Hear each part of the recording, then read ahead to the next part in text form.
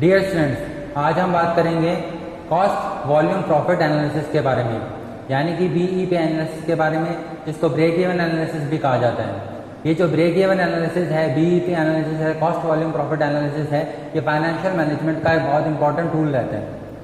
मैंने आपको इससे पहले बताया था कि फाइनेंशियल मैनेजमेंट के लिए बहुत सारे टूल्स यूज होते हैं, उसके अंदर ये बड़ा ही क्रूशियल है।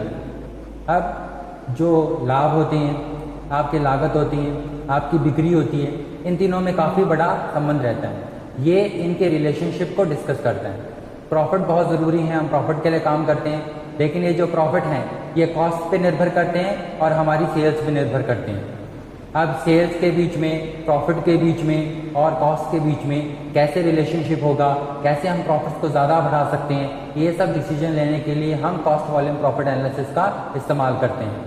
लाभ, लागत और बिक्री के बीच का संबंध स्थापित करते हैं। कई ऐसे फैसले हमको लेने पड़ते हैं, उसके लिए बड़ा काम आता है। अब जैसे कि अब हमको ये देखना है कि एक निश्चित लाभ चाहिए, हमारे दिमाग में एक डिजायर्ड प्रॉफिट है, तो वो कितनी बिक्री करने पर आएगा, उसमें कॉस्ट कितना रोल प्ले करेगी, कैसे उसको कम कर सकते हैं। अगर हमारा प्लांट है, उसका एक्सपेंशन करना है, सेल्स बढ़ानी है, तो वो फायदेमंद रहेगा कि नहीं रहेगा।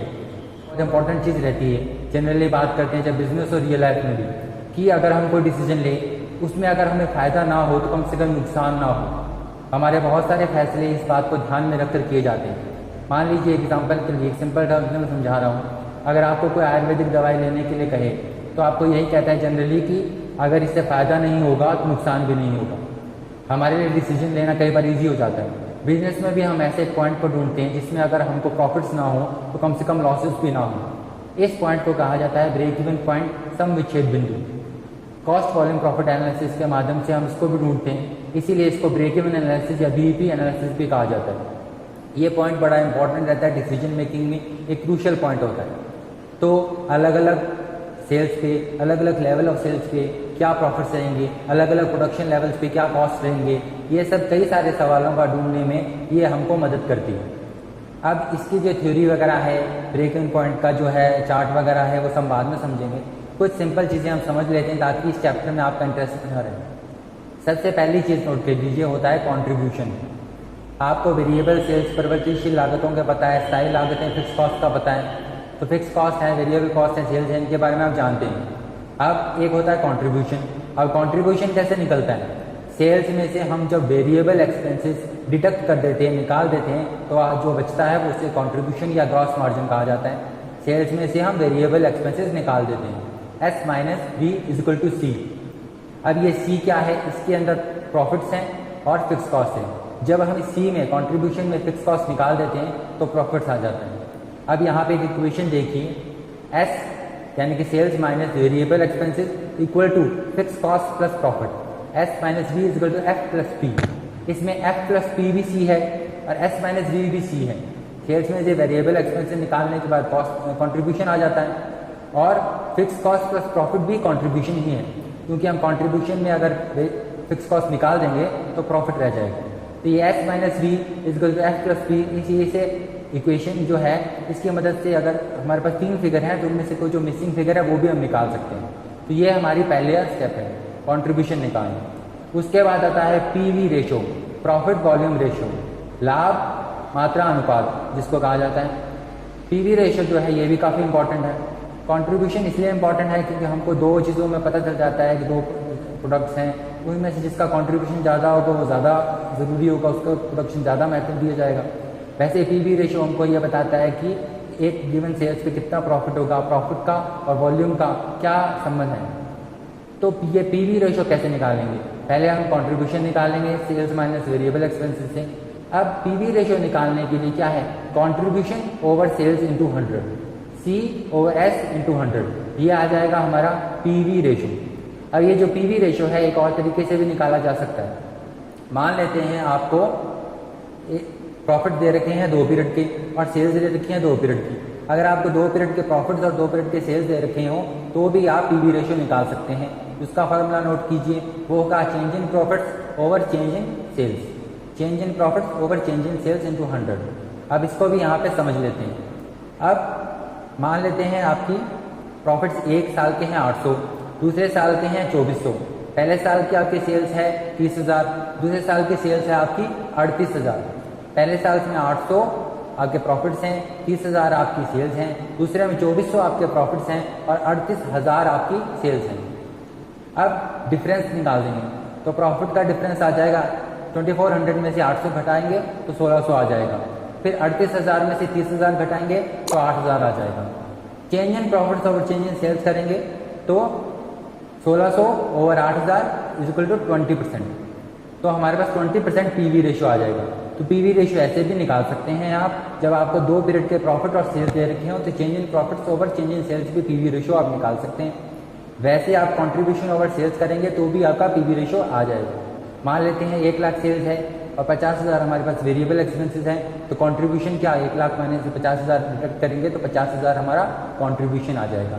आप 50,000 ओवर 1 लाख करेंगे, कंट्रीब्यूशन ओवर सेल्स करेंगे, 50% हमारा पीवी रेशियो आ जाएगा। तो इस प्रकार से भी आप इसको कैलकुलेट कर सकते हैं। कंट्रीब्यूशन समझ में आ गया, पीवी रेशियो समझ में आ गया। तो अब आगे एक चीज़ और है, वो है break even point. Break even analysis है। ये ब्रेक इवन पॉइंट के बारे में और हम थ्योरेटिकल एक्सपेक्ट आगे और डिटेल में डिस्कस करेंगे। पहले सिंपली ब्रेक इवन पॉइंट कैसे निकलता है उसका थोड़ा सा फॉर्मूला समझ लेते हैं। ब्रेक इवन पॉइंट 2 तरीके से निकाल सकते हैं, एक यूनिट्स में और दूसरा अमाउंट में।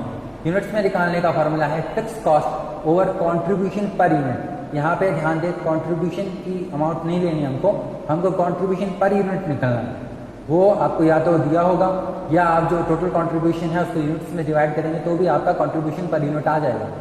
फिक्स कॉस्ट को आप कंट्रीब्यूशन पर यूनिट से डिवाइड करेंगे तो यूनिट्स में आपका बीईपी आ जाएगा, यानी कि ब्रेक इवन जो आपकी यूनिट्स हैं वो या ब्रेक इवन जो सेल्स हैं आपकी यूनिट्स के अंदर आ जाएंगी इस प्रकार।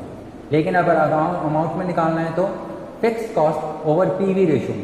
हमने पीवी रेशियो जैसे पहले निकाला था, अब fix cost over PV ratio करेंगे तो भी हमारा अमाउंट के अंदर बीईपी आ जाएगा।